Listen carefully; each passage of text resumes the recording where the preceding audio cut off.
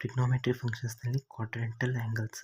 ಕ್ವಾಡ್ರೆಂಟಲ್ ಅಂದರೆ 19 ಮಲ್ಟಿಪಲ್ಸ್, ಅಂದರೆ multiples of π/2 R 90 ಅಂದರೆ 90 ಮತ್ತು 90 ಮಲ್ಟಿಪಲ್ಸ್. ಓಕೆ, ನೋಡಿ ಫಸ್ಟ್ ಆಫ್ ಆಲ್ ಇದನ್ನು ಅರ್ಥ ಮಾಡ್ಕೊಳ್ಳಿ. ಒಂದು ಟರ್ಮಿನಲ್ ರೇ ಇರುತ್ತೆ, ಒಂದು ಇನಿಷಿಯಲ್ ರೇ ಇರುತ್ತೆ. ಅದನ್ನು ಓವರ್ಲ್ಯಾಪ್ ಮಾಡಿಸಿದ್ವಿ ಅಂದರೆ 0 ಡಿಗ್ರಿ ಕೊಡುತ್ತೆ. ಅದನ್ನು ಸ್ವಲ್ಪ ಏನಾದರೂ ಟರ್ಮಿನಲ್ನ ಮೇಲೆ ಎಬ್ಸಿದ್ವಿ ಅಂದರೆ ಒಂದು ಆ್ಯಂಗಲ್ ಮಾಡುತ್ತೆ. ಅದು ಆ್ಯಂಗಲ್ ಪಾಸಿಟಿವ್ ಆಗಿರುತ್ತೆ ಆ್ಯಂಟಿ ಕ್ಲಾಕ್ ವೈಸ್ ಇದ್ದಾಗ. ಓಕೆ, ಆ್ಯಂಟಿ ಕ್ಲಾಕ್ ವೈಸ್ ಇದ್ದಾಗ ಪಾಸಿಟಿವ್ ಆಗಿರುತ್ತೆ, ಕ್ಲಾಕ್ ವೈಸ್ ಇದ್ದಾಗ ನೆಗೆಟಿವ್ ಆಗಿರುತ್ತೆ. ಇವಾಗ ನೋಡಿ, ಇದರೊಳಗೆ ಇನಿಷಿಯಲ್ ರೇ ನಾನೇನು ಮಾಡ್ತೀನಿ, clockwise anticlockwise ಹೋಗ್ತಿದ್ದೀನಿ. ಇಲ್ಲಿಂದ ಇಲ್ಲಿಗೆ ಹೋದೆ ಅಂದರೆ 90 ಡಿಗ್ರಿ ಆಗುತ್ತೆ. ಇದಕ್ಕಿಂತ ಸ್ವಲ್ಪ 90 ಜಾಸ್ತಿ ಮಾಡಿದರೆ 180 ಡಿಗ್ರಿ ಆಗುತ್ತೆ, which is π. And then later again 180 it becomes 270 degree, which is 3π/2. Okay, ಅದನ್ನು ಮತ್ತೆ 90 ಡಿಗ್ರಿ ಜಾಸ್ತಿ ಮಾಡಿದಾಗ 360 ಆಗುತ್ತೆ, ವಿಚ್ ಇಸ್ 2π. ಓಕೆ, ಇದನ್ನು ಯಾಕೆ ಹೇಳ್ತಿದ್ದೇನೆ ಅಂದರೆ ಇವಾಗ ಪಾಸಿಟಿವ್ ನೆಗೆಟಿವ್ ಆ್ಯಂಗಲ್ಸ್ ಬರುತ್ತೆ, ನಿಮಗೆ ಗೊತ್ತಾಗಬೇಕು. ಓಕೆ, ಆ್ಯಂಟಿ ಕ್ಲಾಕ್ ವೈಸ್ ಹೋದಾಗ ಪಾಸಿಟಿವ್ ಬರುತ್ತೆ. ಹೇಗೆಂದರೆ 0 π/2 π 3π/2. ಓಕೆ, 270 ಡಿಗ್ರಿ ಆಯಿತಾ. ಅದಾದ ನಂತರ ಮತ್ತೆ 360 ಬರುತ್ತೆ, ಅಂದರೆ 2π. ಇವಾಗ ಒಂದು ಸರ್ಕಲ್ ಹೀಗೆ ರೌಂಡ್ ಹಾಕಿದ ನಂತರ ಏನಾಗುತ್ತೆ, ಇದು 2π ಇದ್ದಿದ್ದು 4π ಆಗುತ್ತೆ. ನಮ್ಮದು ಎಕ್ಸಾಮ್ನಲ್ಲಿ ಯಾವಾಗೂ ಈ ಥರ ನಾವು ಇದನ್ನು ಜಾಸ್ತಿ ಬರ್ಕೊತ ಹೋಗೋಕ್ಕೆ ಚಾನ್ಸ್ ಇಲ್ಲ. ನೀವು ಜಾಸ್ತಿ ಅಂದರೆ ನೀವು ಒಂದು 10 ಡಿಗ್ರಿ 10π ವ್ಯಾಲ್ಯೂ ನೀವು ಕಂಡುಹಿಡ್ಬೋದು. ಅದಾದ ನಂತರ 100π ಕ್ಯಾಲ್ಕುಲೇಟ್ರಿಂದ ವ್ಯಾಲ್ಯೂ ಕಂಡುಹಿಡ್ಬೋದು. ಆದರೆ ನೀವು ಮ್ಯಾಕ್ಸಿಮಮ್ ಎಷ್ಟು ನೀವು ರೌಂಡ್ಸ್ ಹಾಕ್ತೀರಾ ಅದೆಲ್ಲ ಆ್ಯಂಗಲ್ಸ್ ಬರೋಕ್ಕಾಗಲ್ಲ, ಒಂದು ಕಂಪ್ಲೀಟ್ ರೆವಲ್ಯೂಷನ್.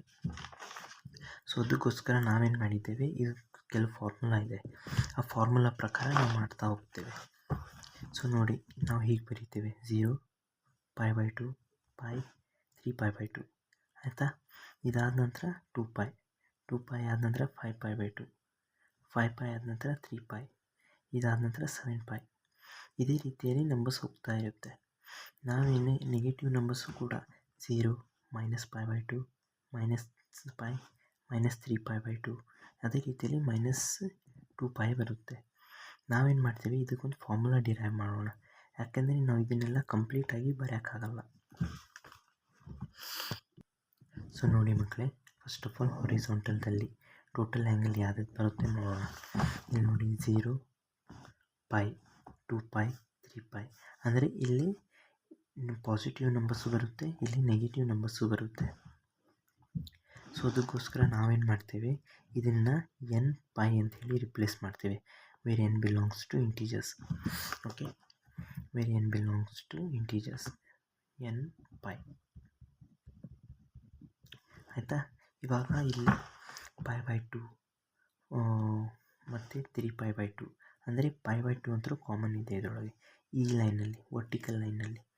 ಸೊ ನಾವೇನು ಬರ್ತೇವೆ, π/2 ಅಂತ ಬರೀತೇವೆ. ಇಲ್ಲಿ ಏನು ಬರೀಬೇಕಂದ್ರೆ ನೋಡಿ 1 3 5 7, ಅಂದರೆ ಎಲ್ಲ ಆಡ್ ನಂಬರ್ಸ್ ಬರ್ತಿದೆ. ಆಡ್ ನಂಬರ್ಸ್ ಅಂತ ಹೇಳಿದರೆ 2n + 1. ಓಕೆ, ನಿಮ್ಗೆ ಯಾವಾಗಾದರೂ ಬರೀ y ಆ್ಯಕ್ಸಿಸ್ ಅಂತ ಕೇಳಿದರೆ ಇದನ್ನು ಬರೆಯೋದು, x ಆ್ಯಕ್ಸಿಸಿಂದ ಇದನ್ನು ಬರೆಯೋದು. ಇವಾಗ ಕೆಲವೊಮ್ಮೆ ಏನಂತಾರೆ, ಈ ರೀತಿಯಲ್ಲಿ ಪ್ಲಾಟ್ ಮಾಡಿಸ್ತಾರೆ 0 to ∞, ಇಲ್ಲಾಂದರೆ 0 to y ∞ಗೆ. ಆವಾಗ ಏನು ಮಾಡ್ಬೋದು, ಇದನ್ನು ಬರೆಯೋಕ್ಕಾಗಲ್ಲ, ಈ ರೀತಿಯಲ್ಲಿ ಬರೆಯೋಕ್ಕಾಗಲ್ಲ, ಯಾಕೆಂದರೆ ನಮಗೆ ಇದಿಷ್ಟೇ ಹೇಳಬೇಕು, ಇಲ್ಲಾದರೂ ಫುಲ್ ಹೇಳಬೇಕಾಗುತ್ತೆ. ಇಲ್ಲಿ ನಾವೇನು ಮಾಡ್ತೀವಿ, 0 π/2 ಇದೆ, 0 -2π -4π. ಸೊ ಇದೆಲ್ಲ ನೋಡಿದರೆ ಇದೇನಿದೆ, ಈವನ್ ನಂಬರ್ಸ್ ಇದೆ. ಸೊ ನಾವೇನು ಮಾಡ್ತೇವೆ, nπ ಬರೀತೇವೆ, 2nπ ಬರೀತೇವೆ, ಯಾಕೆಂದರೆ ಈವನ್ ನಂಬರ್ಸ್ ಮಾಡಬೇಕಲ್ಲ. ಓಕೆ, ಇದರೊಳಗೆ n ಬಿಲಾಂಗ್ಸ್ ಟು ಇಂಟೀಜರ್ಸ್. ಇವಾಗ ನೆಕ್ಸ್ಟ್ ಇಲ್ಲಿ ಬರೋಣ. ಇಲ್ಲಿ ನೋಡಿ π 5π/2 9π/2, ಇದೊಂದು ಸೀಕ್ವೆನ್ಸ್ ಪ್ಯಾಟರ್ನ್ ಇದೆ. ನೋಡಿದರೆ ಫಸ್ಟ್ ಆಫ್ ಆಲ್ n 0 + 1, ಇದನ್ನು ಈಗ ಮಲ್ಟಿಪ್ಲೈ ಮಾಡಿದರೆ ನಿಮಗೇನು ಸಿಗುತ್ತೆ, π/2 ಸಿಗುತ್ತೆ. ಇದರೊಳಗೆ ನಾವೇನಾದರೂ 1 ಇಟ್ಟರೆ ಅಂದರೆ 4n+1 ಈ ರೀತಿಯಲ್ಲಿದೆ. 4 ಟೇಬಲ್ನಲ್ಲಿ +1 ಮಾಡಿದ್ದಾರೆ ಅಷ್ಟೇ. ಸೊ ನಾವೇನು ಮಾಡ್ತೀವಿ, ಇದನ್ನು ಇಲ್ಲಿ ಬರಿತೇನೆ. 4n+1 π/2 π/2 ಕಾಮನ್ ಇದೆ. ಸೊ ಅದಕ್ಕೋಸ್ಕರ ಏನು ಮುಟ್ಟಿಲ್ಲ. ಇದೇನಾಗುತ್ತೆ, ಇಂಟೀಜರ್ಸಿಗೆ ಬಿಲಾಂಗ್ ಆಗುತ್ತೆ. ಓಕೆ, ಇವಾಗ ಇಲ್ಲೆಲ್ಲ ಈವನ್ ನಂಬರ್ ಬಂದಾಗ ಇಲ್ಲಿ ಆಡ್ ನಂಬರ್ಸ್ ಬರುತ್ತೆ. ಸೊ ಬೇಸಿಕಲಿ ಇದೇನಾಗುತ್ತೆ, ಇಲ್ಲಿ ನೋಡಿದರೆ ನೀವು ಹೇಳ್ಬೋದು, ಇಲ್ಲಿ ನೋಡಿ 2n+1 π. ಓಕೆ, ಇಲ್ಲಿ ಪೈ ಕಾಮನ್ ಇದೆ. ಸೊ ಪೈ ಹೊರಗೆ ಬರೆದಿದ್ದೇನೆ. ಇಲ್ಲಿ ಎನ್ನಿಗೆ 0 ಇಟ್ಟಾಗ ನಿಮಗೇನು ಸಿಗುತ್ತೆ, ಇದು ಕಂಪ್ಲೀಟ್ಲಿ 0 ಆಗಿ ನಿಮಗೆ ಬರೀ ಪೈ ಸಿಗುತ್ತೆ. ಇಲ್ಲಿ 2 ಹಾಕಿದ್ದಾಗ 4+1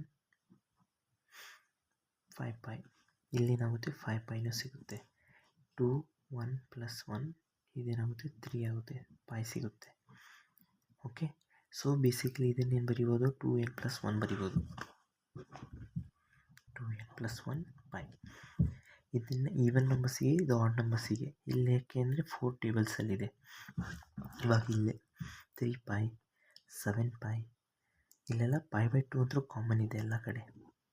ಸೊ ಅದಕ್ಕೋಸ್ಕರ π/2 ಬರೀತೇನೆ. ಓಕೆ, ಇಲ್ಲೇನು ಬರೆಯೋದು ಅಂದರೆ, ಇದನ್ನು ನೋಡಿದರೆ 4 ಟೇಬಲ್ಸ್ನಲ್ಲಿ -1 ಮಾಡಿದ್ದಾರೆ ನೀವು ನೋಡಿದರೆ. ಓಕೆ, ಸೊ ಬೇಸಿಕಲಿ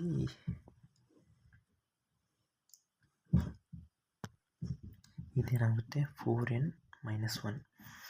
ಓಕೆ, ಇದರೊಳಗೆ ನೀವು n ಇಂಟೀಜರ್ಸಿಗೆ ಎಲ್ಲದರೊಳಗೂ ಇದರೊಳಗೂ n ಬಿಲಾಂಗ್ಸ್ ಟು ಇಂಟೀಜರ್ಸ್. ನೀವು ಅನ್ಬೋದು n ಇವಾಗ 1 ಇಟ್ಟರೆ 0 ಇಟ್ಟರೆ ಏನಾಗುತ್ತೆ ಅಂತೇಳಿ. ಬೇಸಿಕಲಿ -1 π/2 ಇದೆ. ಸೊ ಇದೇನಾಗುತ್ತೆ -1 π/2 -π/2 ಆಗುತ್ತೆ. ಇಲ್ಲಿ ನೋಡಿದರೆ ಅದು -π/2 ಇದೆ. ಸೊ ಅದಕ್ಕೋಸ್ಕರ ಇದನ್ನೆಲ್ಲ ದಯವಿಟ್ಟು ಕರೆಕ್ಟಾಗಿ ಅರ್ಥ ಮಾಡ್ಕೊಳ್ಳಿ, ಇದು ತುಂಬ important. So thanks for watching. ಮತ್ತು ವಿಡಿಯೋನ ಲೈಕ್ ಮಾಡಿ, ಚಾನಲ್ನ ಸಬ್ಸ್ಕ್ರೈಬ್ ಮಾಡಿ.